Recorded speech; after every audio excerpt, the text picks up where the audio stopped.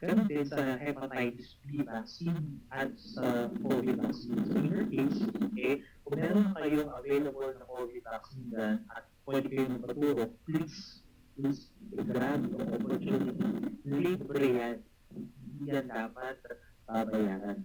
Libre po yan. Pagpaturo na kayo ng COVID vaccine, kung may opportunity, it is safe. I am a living proof na safe yun. Kasi tapos na ako ng dalawang dose. Magpaturo kayo para sa inyo rin. It's for your own safety. Para sa mga hindi pa napapabakuna, medyo natatakot,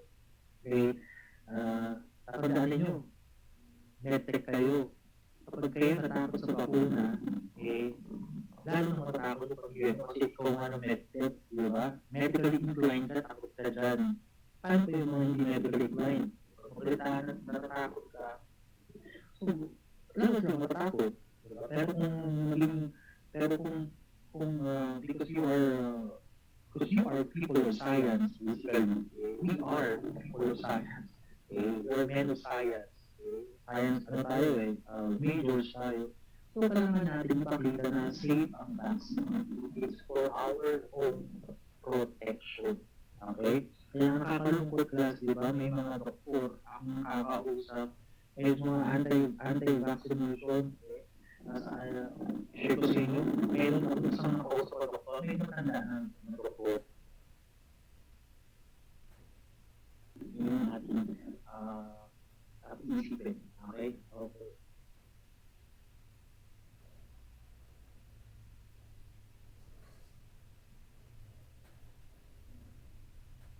Hepatitis B virus. And we also discuss its utilities. We also discuss its utilities. So let's continue with the different laboratory the hepatitis B profile result and its correlation. Okay, so please copy that 1, 2, 3, 4, 5, 6 rows, 3 columns. 6 rows, 3 columns. I think this is not included in your handout, so you need to copy. You need to draw a table. Okay. So let us start with the first. Pakicopy muna. And when you're ready, we will discuss the table.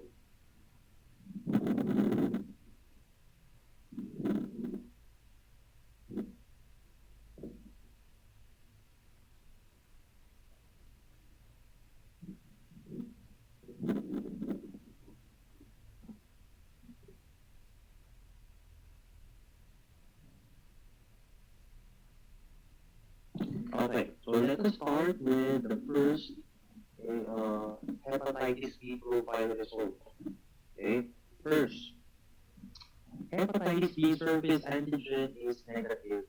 Anti-HBC is negative. Anti-HBs is also negative. So lahat negative sa hepatitis B profile testing patient. So what is the interpretation in this patient results? So in this patient results, so wala siyang surface antigen. Wala rin siyang antibodies. Okay? So this patient is basically susceptible. Susceptible to hepatitis B infection. Susceptible kasi plus wala siyang protection na antibodies. So wala siyang hepatitis B kasi wala siyang surface antigen. Pero since wala siyang antibodies, he is susceptible to hepatitis B infection. Okay? So he is unprotected kasi. So in this case, the patient is susceptible to hepatitis B infection. Okay? Next. Hepatitis B surface antigen is negative. Walang antigens. Pero may anti-HBC at may anti-HBs. Anti-HBC at may anti-HBs. So, itong pasyente, walang antigen. Walang hepatitis B antigen. Pero meron siyang mga antibodies.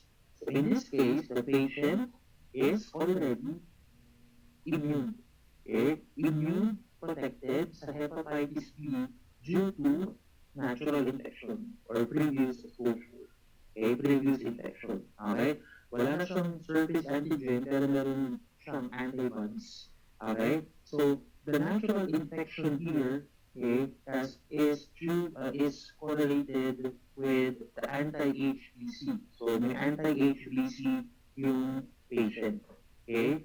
Uh, yan plus ang nag-determine na yung pasyente ay na-infect. Okay? Na-infect. Okay? Ng hepatitis B virus. Okay? Next. HBsAg negative, walang anti-HBC, pero may anti-HBs. Okay? So in this result, this interpretation, yung pasyente, immune na, okay, kasi tapos na siya sa vaccination. So in this case, plus, kaya positive na siya because he had already finished the vaccination schedule or the vaccination dose. Okay? So, plus wala siyang anti-HBC, pero meron siyang anti-HBs. Ito plus yung expected na pattern ng results sa mga nagpapa-vaccine ng hepatitis B. Okay? Walang surface antigen, walang anti-HBC, kasi develop ng high titer ng anti-HBs. So the person's already protected. Okay, sorry, disconnect ako. Okay?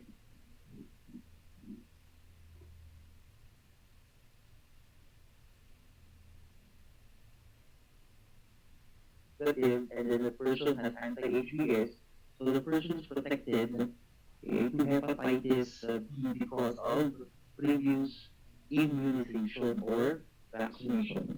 Immunization or vaccination.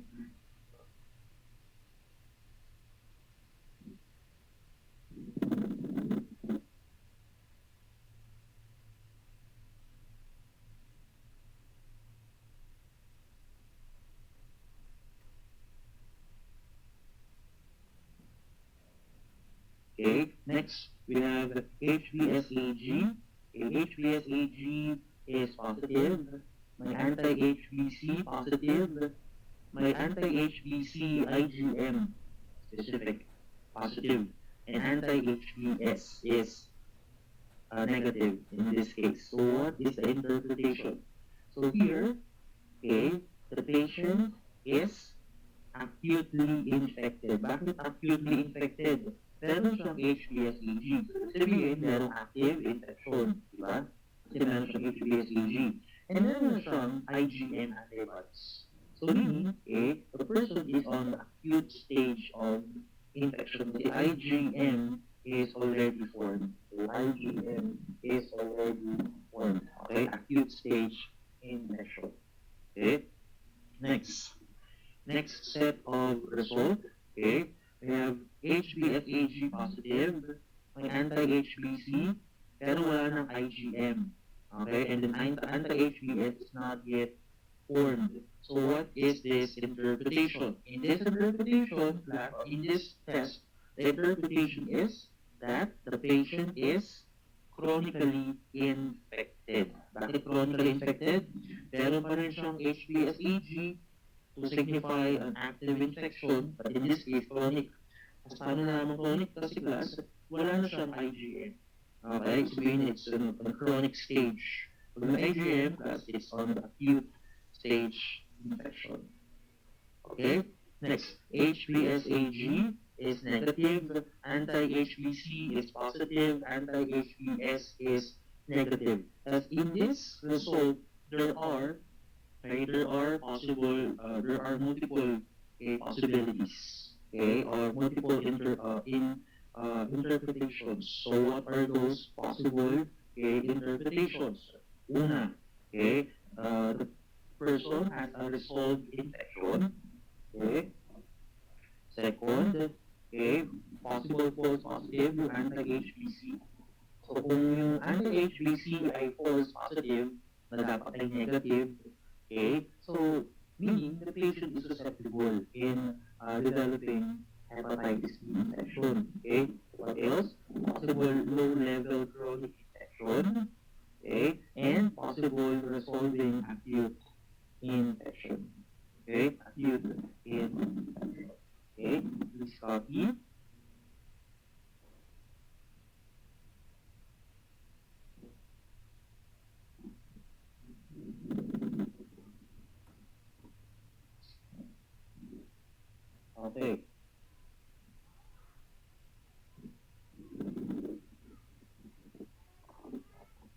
proceed with the next.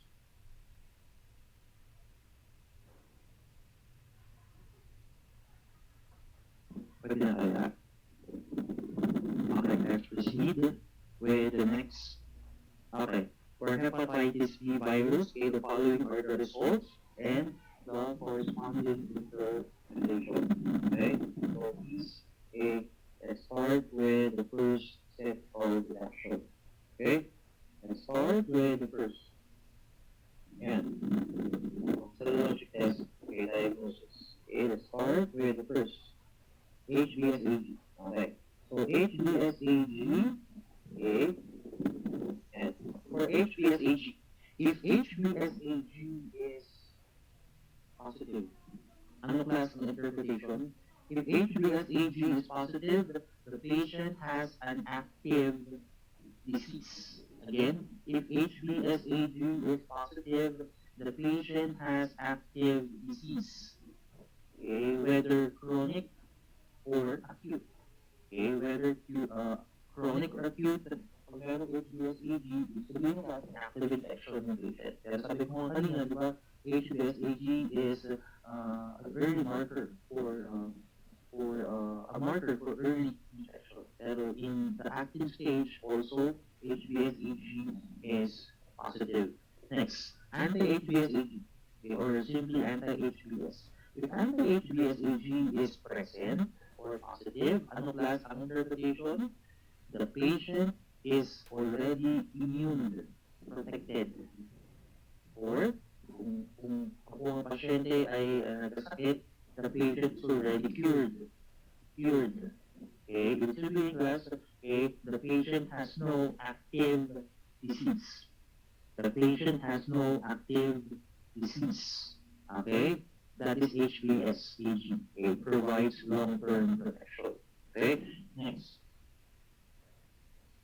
HBCAg. Okay, HBCAg. So there are two possible.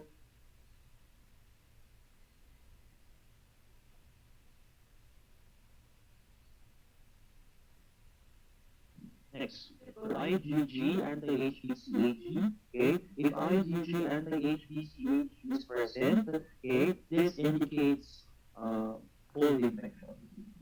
This indicates cold infection. So IgM anti-HBCAg for a new infection, and IgG anti-HBCAg for old infection. Next, okay, we have HBe antigen. Okay, so the envelope antigen, natin, okay, if HBe antigen is present, well, there is high level of virus. So therefore, okay, if this antigen is present, there is high level of infectivity. Okay, high level of infectivity, okay, of the person, of the individual.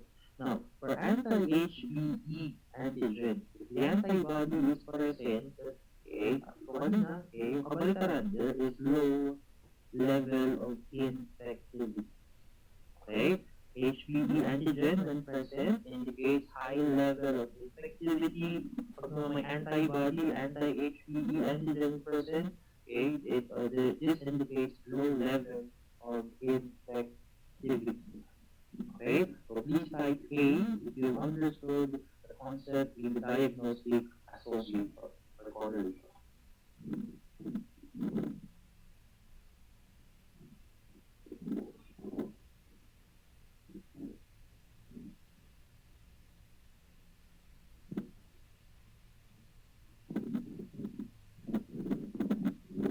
Okay, your response, 35 lang. Yung response, 54, 50, 53. Ano nangyari kung mukhaan ka na sila? Mukhaan ka na kayo. Pagod na yung iba. Ano yun?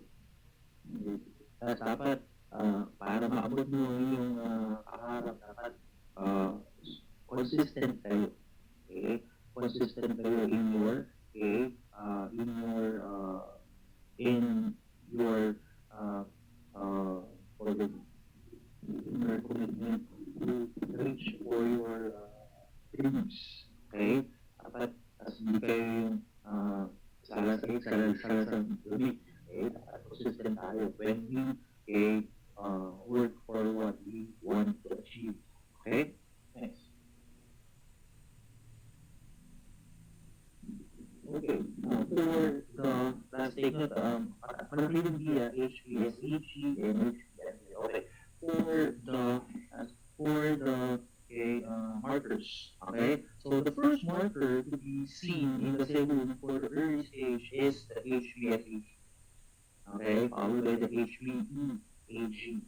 Okay, so the first antibody, as you see, the first antibody to appear in the serum kasabay ng pagtaas ng mga liver enzymes is the anti-HBC.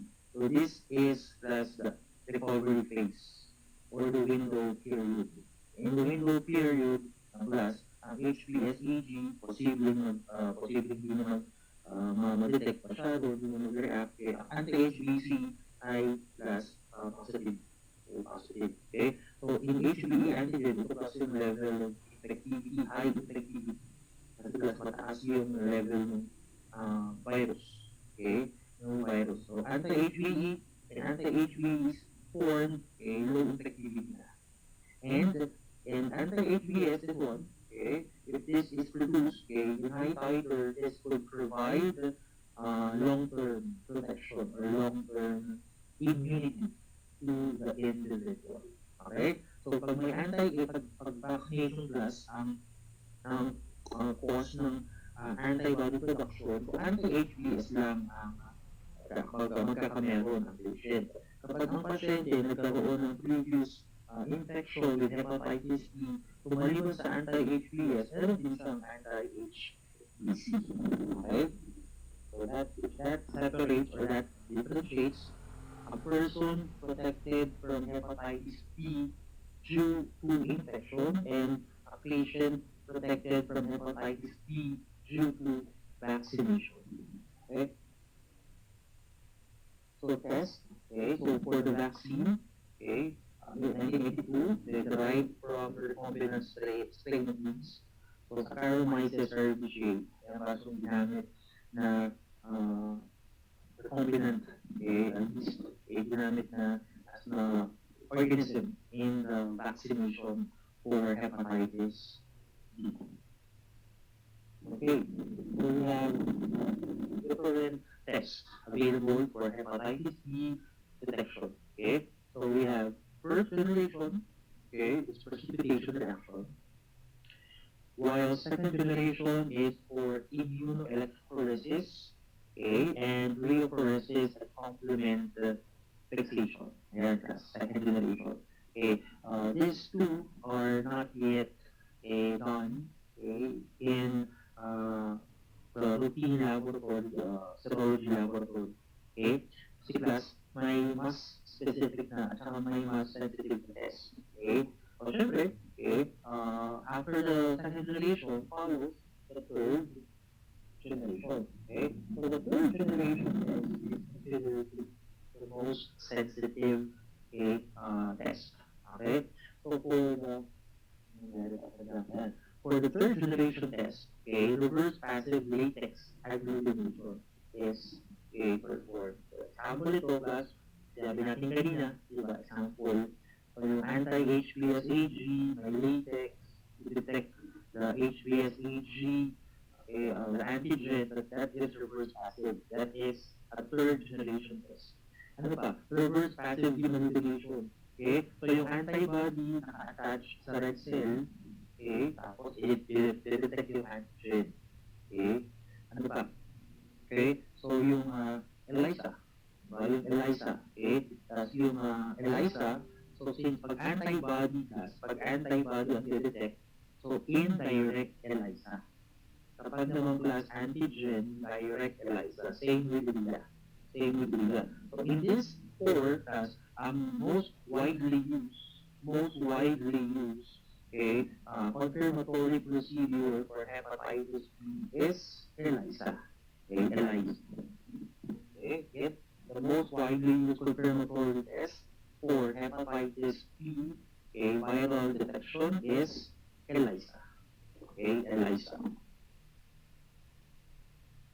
Next. Kanina, diba, napansin nyo, we focus on the principle, the reaction principle. Kasi, regardless kung ano man, regardless kung ano man yung infectious agent, itatanong sa inyo sa board exam, napaka-chlamydia ba yan, napaka-rubella, rubella, mga viral agent, Epstein-Barr virus, ano man yung viral agent na yan, as kapag serologic test ang usapan, kapag nasuko ng antigen at ng antibody, madali mo na lang ma-apply as yun when you know the basic foundation on the principle and its corresponding reaction.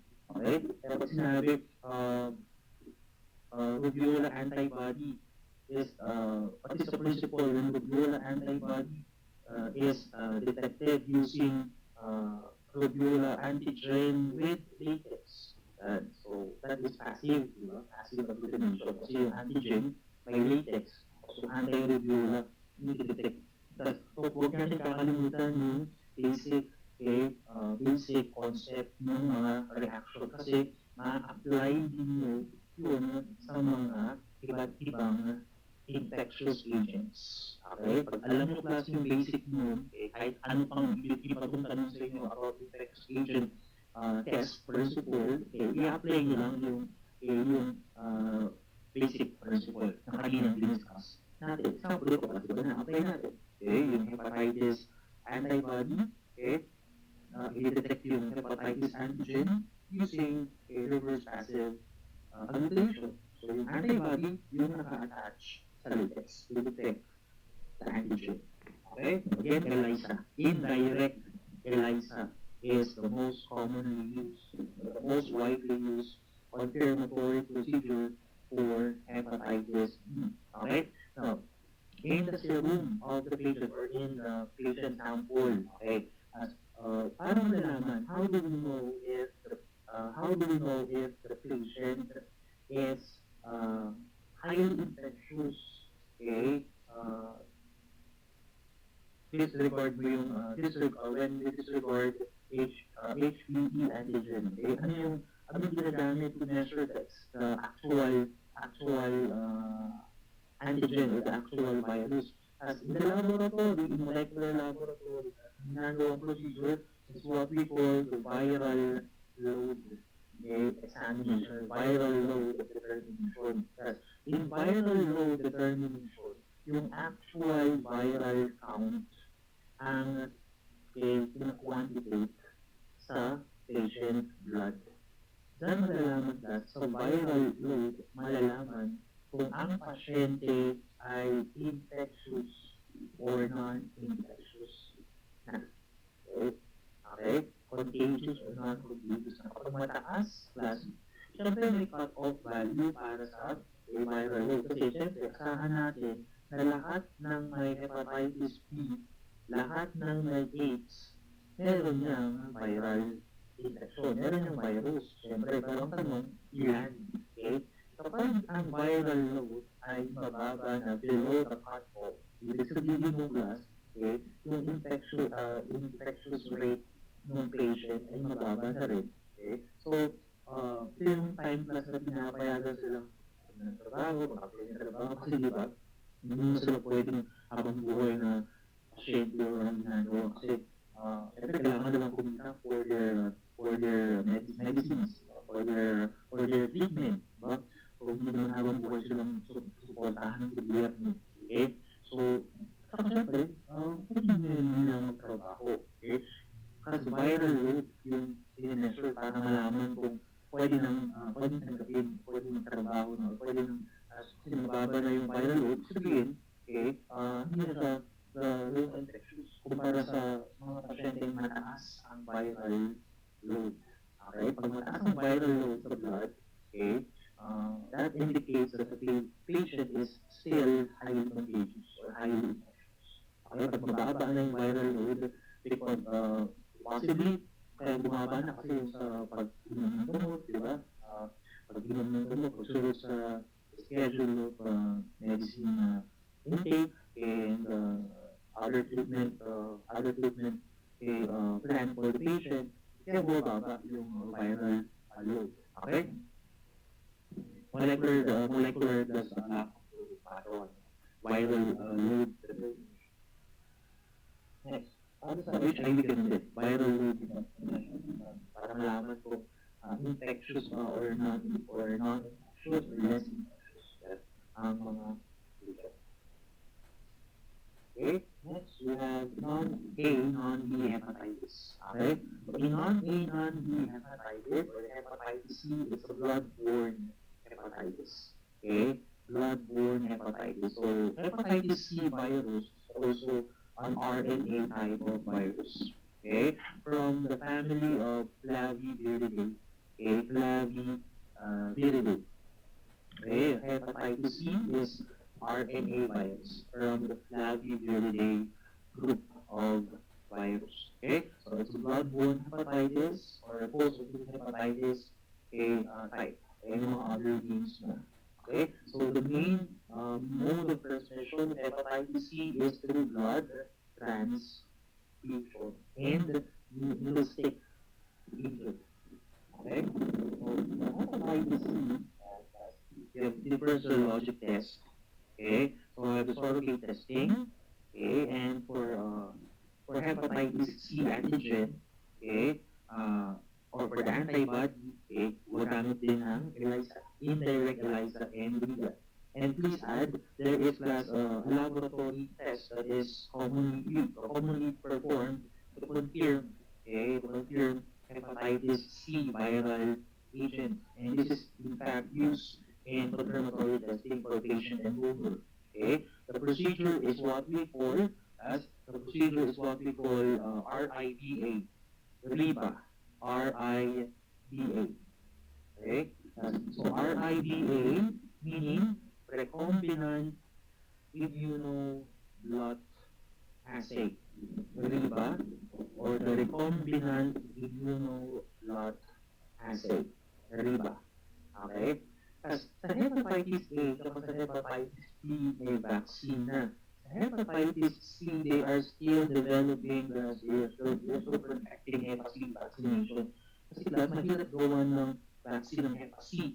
Kasi yung viral agent, yung hepatitis C virus, highly mutating, iba ng morphologically complex compared with the previous two viruses we've discussed. Kaya wala pang established vaccine for hepatitis C, for individuals. Okay, hepatitis C is also highly fatal. It is also highly fatal. Okay, now for the test, RIBA is the most commonly used or most commonly performed confirmatory test for hepatitis C. RIBA, RIBA, recombinant immunoblood assay. Okay, next we have hepatitis B. Okay, hepatitis B, we have the delta hepatitis. Okay, delta hepatitis. So for delta hepatitis, so another type of RNA virus. So hepatitis B, the viral agent, requires an obligatory helper function from hepatitis B. Specifically, the surface antigen of hepatitis B. As remember, kailangan po ng hepatitis B virus ng surface antigen structures or surface antigen molecules of the hepatitis B. Okay, tapos kailangan yun for the replication process. Okay, and for the infectivity. So without hepatitis B won't replicate and won't infect. Kaya nga class, ang hepatitis B can have co-infection with hepatitis B. Hepatitis B can have co-infection with hepatitis B, in the patient. Pag may hepatitis B, given na yun that meron ng present ng hepatitis.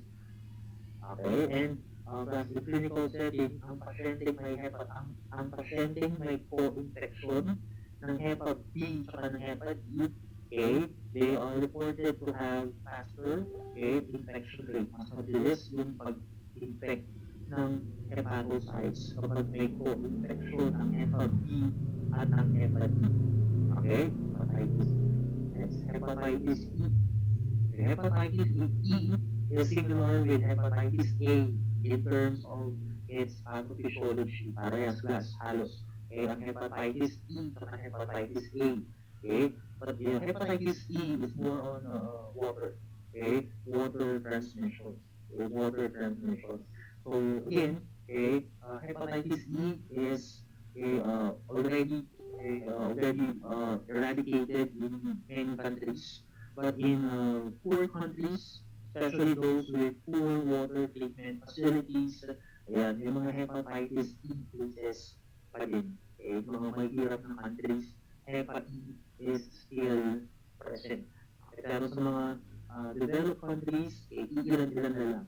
Usually, yung mga nagtatravel, nagtatravel sa mga poor countries, tapos uuwi sa kanila, kung yung develop ng Hepa E, doon na nag-manage ng Hepa E, kaya sila na-report. Pero yung origin ng Hepa E, sa mga poor countries and because of poor water treatment facilities or absence of such. Walang water treatment facilities. Okay? And ilagay natin, wala kasi dito, number 6 is hepatitis G. Wala pong hepa F, wala pa yung F. Hepatitis G. So, hepatitis G is similar with hepatitis C in terms of the pathophysiology. Again, hepatitis G is similar with hepatitis C in terms of its pathophysiology. But hepatitis G is less severe compared with hepatitis C. Okay? So, ang hepa A at hepa E magkamukha, parehas halos ng pathophysiology. Ang hepa C at ang hepa G magkaparehas din. Okay? Okay. So, that is for hepatitis. Okay? As for hepatitis G, it is less pathogenic compared with hepatitis C. Kasi di ba yung hepatitis C is a pathogenic type. Okay, G is less pathogenic. Okay? Pero same po sila ng mode of transmission and the mode of transmission and the the infection, okay, the infection type. Okay, pero between the two, as more severe ang hepas. Okay?